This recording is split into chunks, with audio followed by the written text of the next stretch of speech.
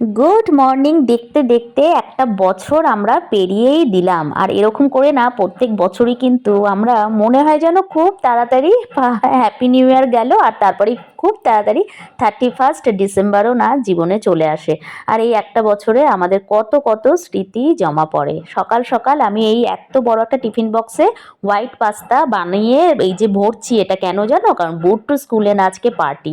আর ওদের না বছরে মোটামুটি 2-3টে দিন এরকম থাকে যেদিন মায়েদের ক্লাসে সবার জন্য একটু খাবার বেশি করে বানিয়ে নিয়ে যেতে হয়। তো ওরা প্রায় 27-28 জন স্টুডেন্ট, সবাই আনলে পরে বুট্টুর কিন্তু ওই 1 চামচ করে সবাইকে একটু একটু দিয়ে মোটামুটি 27-28 টাইপের না আইটেম বুট্টু আজকে খাবে, আর বাকিরাও সবাই খাবে। তো ভাবলাম বাচ্চারা পাস্তা খুব একটা তো বাড়িতে মায়েরা বানিয়ে দেয় না, কারণ এটা তো শরীরের জন্য ভালো জিনিস নয়।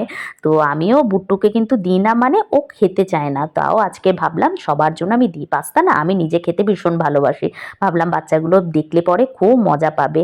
যে জিনিসটা আমরা ঘরে পাই না সেই জিনিসটা কিন্তু বাইরে হঠাৎ করে যদি কোনো ফ্রেন্ডের মা এরকম বানিয়ে দেয়, আনন্দে আধখানা হয়ে যেতাম। আমরাও আমাদের লাইফে এইসব তো কোনোদিনও খাইনি, আমি তো খাইনি। সত্যি কথা বলতে কি আমাদের ছোটোবেলাটা ভীষণ সাদামাটা কেটেছিল এখনকার বাচ্চাদের থেকে। এই যে কৌশিককে যেমন দিয়ে দিচ্ছে একদম হাতে করা রুটি নয়, আজকের ও বললো আমাকে একটু তেলে ভেজে পরোটা বানিয়ে দেবে, নাহলে আমি ওকে রুটি দিই। আবার মাঝে মাঝে একটুখানি পরোটাও খেতে চায়। ও তো আমার বাড়ির বড় বাচ্চাই আমি মনে করি।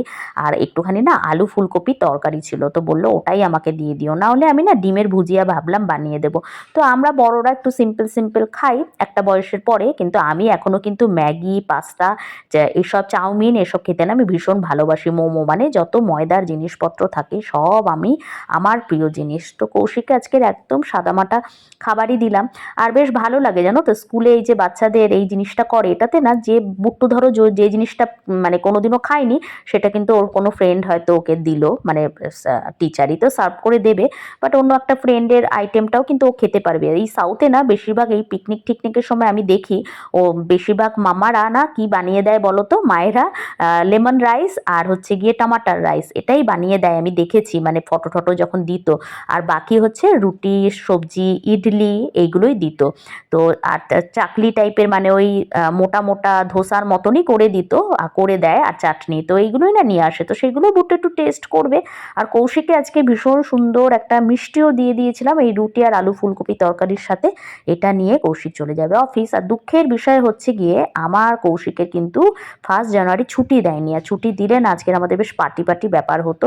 তবুও আজকে কিন্তু ভালোই রাতে খাওয়া দাওয়া হবে। সেটার আইটেম একদম কৌশিক না নিয়েই চলে এসেছিল জিনিসটা। তো সেটা বানাবো রাতের বেলা, একদম বাঙালিয়ানা খাবার দাবার। তো কৌশিক অফিস চলে যেতে আমি এই যে আমলকি জুস দিয়ে আমার সকালটা শুরু করলাম নতুন করে।